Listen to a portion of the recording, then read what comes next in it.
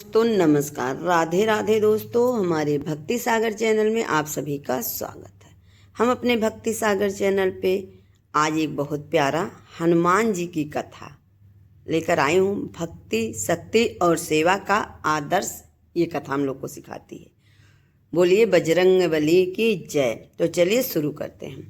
प्राचीन समय में किष्किंधा पर्वत के पास अंजना नाम की एक तपस्विनी रहती थी। उनकी कठोर तपस्या से प्रसन्न होकर भगवान शिव ने उन्हें वरदान दिया कि उनके यहाँ एक महान तेजस्वी पुत्र जन्म लेगा। कुछ समय बाद पवन देव की कृपा से अंजना के घर एक दिव्य बालक का जन्म हुआ। वही बालक आगे चलकर हनुमान कहलाए। बाल्यकाल में ही हनुमान जी अत्यंत बलवान और चंचल थे। एक दिन उन्होंने आकाश मार्ग में एक चमकते सूर्य को लाल फल समझ लिया और उसे खाने के लिए आसमान में उड़ गए। उनकी शक्ति देखकर इंद्र देवता भी आश्चर्यचकित रह गए। इंद्रदेव ने उन्हें रोकने के लिए वज्र चलाया, जिससे हनुमान जी की टोड़ी पर चोट लगी। तभी से उनका नाम हनुमान पड़ा। बाद में सभी देवताओं ने उन्हें अनेक दिव्य शक्ति का आशीर्वाद दिया। समय बीतता गया और हनुमान जी बड़े होकर महान योद्धा और ज्ञानी बने।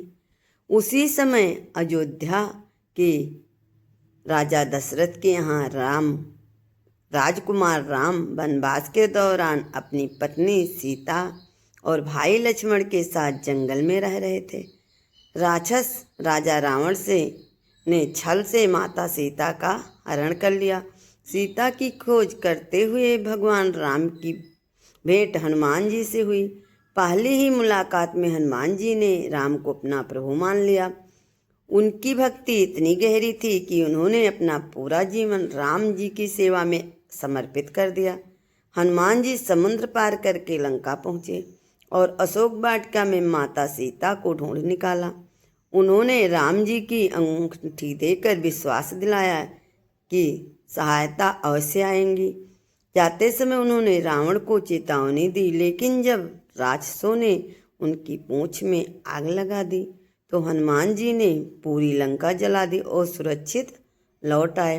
राम और रावण की युद्ध में हनुमान जी ने अद्भुत पराक्रम दिखाया। जब लक्ष्मण जी ने गंभीर रूप से घायल हो गए तब हनुमान जी हिमालय से संजीवनी बूटी लाने निकले। सही औषधि पहचान न पाए, पर वे पूरा पर्वत ही उठाकर ले आए और लक्ष्मण जी का जीवन बच गया। हनुमान जी केवल शक्तिशाली योद्धा नहीं बल्कि प्रेम भक्त भी थे। युद्ध समाप्त होने के बाद भगवान राम ने उनसे वर मांगने को कहा। हनुमान जी ने धन, शक्ति या स्वर्ग कुछ भी नहीं मांगा। उन्होंने केवल इतना कहा, प्रभु मुझे सदैव आपकी सेवा भक्ति मिलती रहे।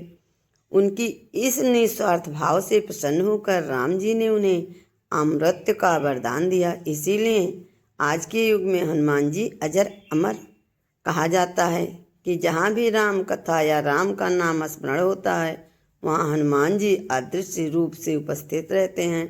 हनुमान जी की कथा हमें सिखाती कि सच्ची भक्ति शरीर की नहीं बल्कि भक्ति, विनम्रता और सेवा भावना की होती है। अहंकार रहित बल ही सच्चा बल है। बोलिए बजरंग बली की जय। बोले माता अंजनी की जय। बोले श्री रामचंद्र की जय।